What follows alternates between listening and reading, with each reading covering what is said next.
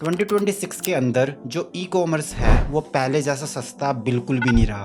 और अगर आपने गलती से किसी गलत प्लेटफॉर्म के ऊपर एड्स चला दिया तो समझ लो 30 दिन के अंदर अंदर आपके साथ सिर्फ एक ही चीज़ होने वाली है, आपकी एड्स के अंदर पैसे वेस्ट और सेल्स बिल्कुल ज़ीरो। और इसी चक्कर में लोग मेरे से सिर्फ एक ही चीज़ पूछते रहते हैं कि हिमांशु भाई मेरे को ई कॉमर्स के लिए फेसबुक एड्स यूज़ करनी चाहिए या गूगल एड्स। और मेरा जवाब सिर्फ एक ही होता है जो मैं आपको इस वीडियो के अंदर बताने वाला हूँ। तो वीडियो को बिल्कुल एंड तक देखना, क्योंकि इस वीडियो को देखने के बाद मैं आपको बिल्कुल क्लियर कर दूंगा कि आपको अगला 1 रुपया किस प्लेटफॉर्म के ऊपर लगाना है, गूगल एड्स या फेसबुक एड्स।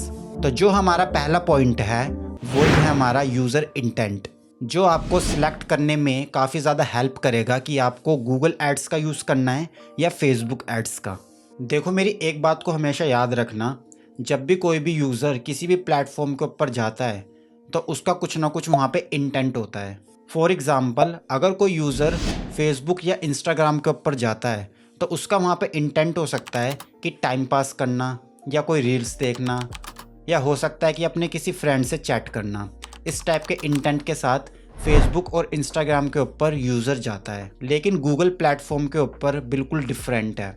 इसके ऊपर पर्सन अपनी किसी ना किसी प्रॉब्लम का सोल्यूशन को ढूंढने के लिए जाता है। तो फेसबुक के ऊपर अगर आप अपना कोई ई कॉमर्स प्रोडक्ट बेचना चाह रहे हो तो इसका मतलब ये है कि वहाँ पे यूज़र है जो शॉपिंग करने नहीं आ रहा, वो सिंपली स्क्रॉल कर रहा है और वो अपने फ्रेंड्स से चैट कर रहा है। और ये सब करते करते उसको अचानक से वहाँ पे एक एडवर्टाइजमेंट दिखाई देगी जो उसको इंटरप्ट करेगी, और देन यूज़र आपकी वेबसाइट के ऊपर विजिट करेगा और फिर आपके प्रोडक्ट को बाय करेगा। लेकिन गूगल के ऊपर क्या होने वाला है कि यूज़र अपने कीवर्ड को टाइप करेगा, जैसे कि बेस्ट लेदर शूज़, तो उसको काफ़ी सारे रिजल्ट्स दिखाई देंगे और वो उसमें से चूज़ करके आपके प्रोडक्ट को बाय कर लेगा। इसका मतलब अगर आप फेसबुक के ऊपर एड्स चलाते हो तो जो आपका बायर है वो एक्टिवली आपके प्रोडक्ट को सर्च नहीं कर रहा। लेकिन अगर आप गूगल के ऊपर एड्स चलाते हो तो इसका मतलब ये है कि यूज़र आपके प्रोडक्ट को एक्टिवली सर्च कर रहा है। तो यहाँ पे काफ़ी ज़्यादा हाई चांस हो जाते हैं कि यूज़र आपके प्रोडक्ट को बाय कर लेगा। तो आई होप आप इंटेंट को बहुत ईजिली समझ चुके होंगे, क्योंकि मैंने इस चीज़ को बिल्कुल सिंपल लैंग्वेज के अंदर आपको समझा दिया है। तो जो इसके बाद हमारा सेकंड पॉइंट आ जाता है उसको बोलते हैं हम कॉस्ट एंड रियलिटी।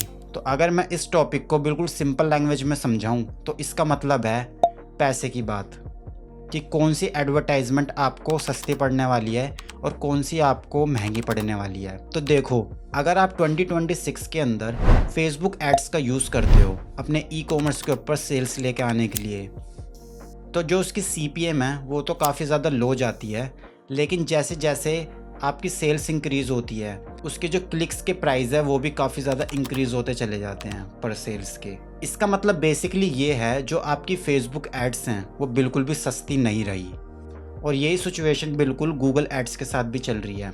अगर आप गूगल एड्स के ऊपर अपने ई कॉमर्स प्रोडक्ट्स को सेल करने के लिए जाते हो तो यहाँ पे भी जो आपकी CPC है काफ़ी ज़्यादा हाई जाती है। इसका मतलब ये है कि दोनों प्लेटफॉर्म बिल्कुल महंगे हैं, लेकिन अगर आप इन दोनों का स्मार्ट तरीके से इस्तेमाल करते हो तो आप काफ़ी ज़्यादा कम पैसों के अंदर अपनी सेल्स को इंक्रीज़ कर सकते हो। तो मैं आगे बात करूँगा कि कैसे आपको इसको स्मार्टली इस्तेमाल करना है दोनों प्लेटफॉर्म को, ताकि आपकी सेल्स भी आती रहे और आपके जो बजट है वो भी कम लगे।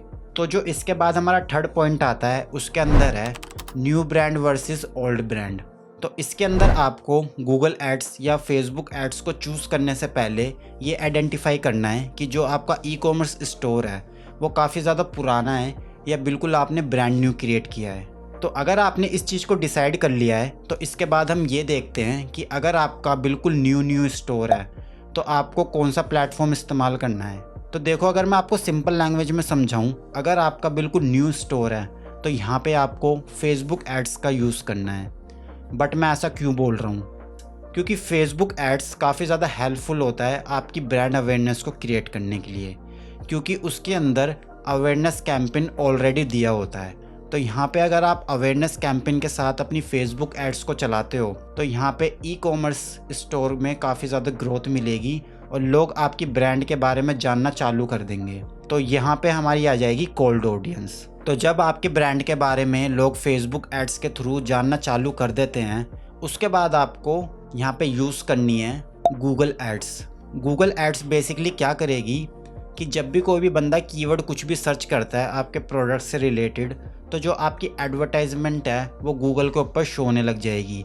और जैसी आपकी एडवर्टाइजमेंट गूगल के ऊपर शो होगी तो यूज़र इस चीज़ को देख के थोड़ा सा ट्रस्ट बिल्ड होगा कि यार मैंने जो इसकी एडवर्टाइजमेंट है वो फेसबुक के ऊपर भी देखी थी और लोगों ने काफ़ी ज़्यादा इस प्रोडक्ट को यूज़ भी किया है। तो यहाँ पे काफ़ी ज़्यादा हाई चांसेस क्रिएट हो जाते हैं गूगल एड्स के थ्रू आपकी सेल्स आने के। और इस स्ट्रैटेजी को मैंने काफ़ी बार यूज़ किया है न्यू ई कॉमर्स ब्रांड्स को ग्रो करने के लिए। तो इसके साथ ही हम ये समझते हैं कि अगर आपका जो ब्रांड है वो काफ़ी ज़्यादा पुराना है, उसको काफ़ी महीने या साल हो चुके हैं, तो आपको क्या स्ट्रैटेजी यूज़ करनी है।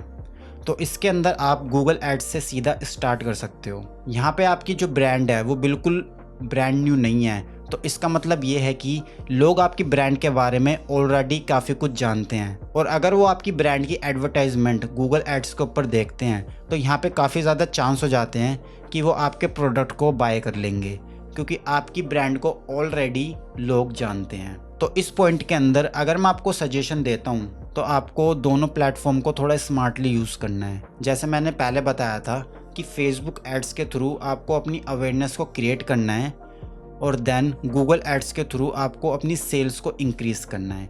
तो आप इन दोनों प्लेटफॉर्म का इस टाइप से इस्तेमाल कर सकते हो जिसकी हेल्प से आपकी सेल्स काफ़ी ज़्यादा इंक्रीज़ हो जाएगी। तो यहाँ पे जो हमारा कमाल का फोर्थ पॉइंट आ जाता है उसको बोलते हैं हम प्रोडक्ट टाइप। क्योंकि अगर आपको एक परफेक्ट प्लेटफॉर्म को चूज़ करना है तो आपको ये भी पता होना चाहिए कि आपका जो प्रोडक्ट है वो किस टाइप का है, उसके हिसाब से आपको प्लेटफॉर्म को चूज़ करना है। तो इसको आप कैसे चूज़ कर सकते हो, तो मैं आपको सिंपली बता देता हूँ कि फेसबुक एड्स किस कैटेगरी के प्रोडक्ट्स के लिए यूज़ होने वाली है और गूगल एड्स किस कैटेगरी के प्रोडक्ट्स के लिए यूज़ होने वाली है। तो सबसे पहले मैं बात करूँगा फेसबुक एड्स के लिए।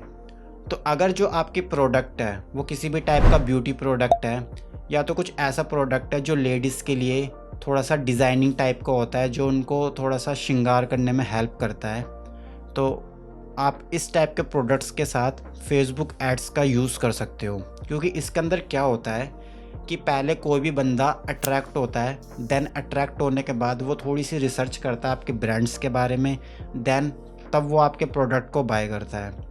तो इसका मतलब आपके प्रोडक्ट की यहाँ पे विजुअलाइजेशन काफ़ी ज़्यादा इम्पोर्टेंट रोल प्ले करती है। तो अगर आप फेसबुक एड्स का यूज़ करते हो तो यहाँ पे आपको विजुअलाइज दिखाने का मौका मिल जाता है जिसके थ्रू आप यूज़र को आसानी से अट्रैक्ट कर सकते हो। तो इसके बाद मैं बात करूँगा कि आपको गूगल एड्स के लिए किस टाइप के प्रोडक्ट चूज़ करने हैं। तो गूगल एड्स के अंदर बेसिकली जितने भी लोग आते हैं वो अपनी किसी न किसी प्रॉब्लम के सोल्यूशन के लिए आते हैं। तो यहाँ पे अगर आपका जो प्रोडक्ट है वो किसी न किसी प्रॉब्लम को सॉल्व कर रहा है, जैसे कि वो हो सकता है किसी के बैक में पेन है तो उसके लिए कोई मसाजर हो गया, या किसी के हाथ में पेन है ट्यूब हो गई जो वो लगाने के बाद उसके हाथ का पेन ठीक हो जाएगा। अगर आपका इस टाइप का कोई भी प्रोडक्ट है तो आप बेझिझक होके गूगल एड्स के ऊपर इसको सेल कर सकते हो, क्योंकि यहाँ पे जो यूज़र है उसको कैसे भी करके फटाफट इस चीज़ का सोल्यूशन चाहिए जो भी उसको प्रॉब्लम फेस करनी पड़ रही है। तो यहाँ पे आपको गूगल एड्स का यूज़ करना काफ़ी ज़्यादा यूज़फुल रहेगा। तो इसी के साथ मैं एक और बोनस पॉइंट ऐड करना चाहूँगा इस वीडियो के अंदर, है प्रोडक्ट पेज ऑप्टिमाइजेशन। देखो, अगर आपका जो प्रोडक्ट पेज है जिसके ऊपर आप प्रोडक्ट्स को सेल करने वाले हो, अगर वो वेल ऑप्टिमाइज नहीं है तो यहाँ पे काफ़ी ज़्यादा चांसेस क्रिएट हो जाते हैं कि आप जिस प्लेटफॉर्म के ऊपर अपनी एडवर्टाइजमेंट चला रहे हो वो काफ़ी ज़्यादा आपसे चार्ज करेंगे। तो हमेशा इस चीज़ को आपको ध्यान रखना है कि जो आपका प्रोडक्ट पेज है वो बिल्कुल वेल ऑप्टिमाइज होना काफ़ी ज़्यादा इम्पॉर्टेंट है। वहाँ पे प्रोडक्ट की डिटेल बिल्कुल प्रॉपरली होनी चाहिए और प्रोडक्ट की इमेजेस वगैरह, प्रोडक्ट के डिस्क्रिप्शन, प्रोडक्ट का प्राइस प्रॉपरली उसके अंदर मेंशन होना चाहिए कि जब भी यूज़र आपके प्रोडक्ट पेज के ऊपर जाए तो उसको किसी भी टाइप की प्रॉब्लम ना हो समझने में आपके प्रोडक्ट के बारे में। तो सिंपली अब इस वीडियो का कंक्लूजन पे आते हैं। अगर आप चाहते हो कि जो आपकी ब्रांड अवेयरनेस है वो क्रिएट हो तो आपको यहाँ पे फेसबुक एड्स का इस्तेमाल करना है। और यहाँ तक कि अगर आपका ब्रांड बिल्कुल ब्रांड न्यू है तो आपको यहाँ पे भी फेसबुक एड्स का ही इस्तेमाल करना है। और दूसरा, आपको गूगल एड्स का जब इस्तेमाल करना है जब आपकी ब्रांड ऑलरेडी पॉपुलर होती है, क्योंकि यहाँ पे आपको कम CPC भी देनी पड़ती है और लोग आपकी एड्स के ऊपर क्लिक करके आपके प्रोडक्ट को बाय भी करते हैं। और जैसे कि मैंने बताया कि आपको अपना प्रोडक्ट पेज बिल्कुल वेल ऑप्टिमाइज रखना काफ़ी ज़्यादा इम्पॉर्टेंट है। तो अगर आप जानना चाहते हो ऐसे साइकोलॉजिकल ट्रिगर्स जो आप अपने प्रोडक्ट पेज के अंदर ऐड करके अपने प्रोडक्ट पेज को वेल ऑप्टिमाइज बना सकते हो, तो उसका लिंक मैंने ऑलरेडी आई बटन के ऊपर दिया हुआ है, आप वहां से जाके वीडियो को चेक कर सकते हो। तो कमेंट में बताओ कि आप किस टाइप का प्रोडक्ट सेल करने जा रहे हो। आपको इस चीज़ का आंसर भी दूंगा कि आपको कौन सा प्लेटफॉर्म का इस्तेमाल करना है। और अगर आपको ये वीडियो पसंद आई तो वीडियो को लाइक करना और चैनल को सब्सक्राइब करना।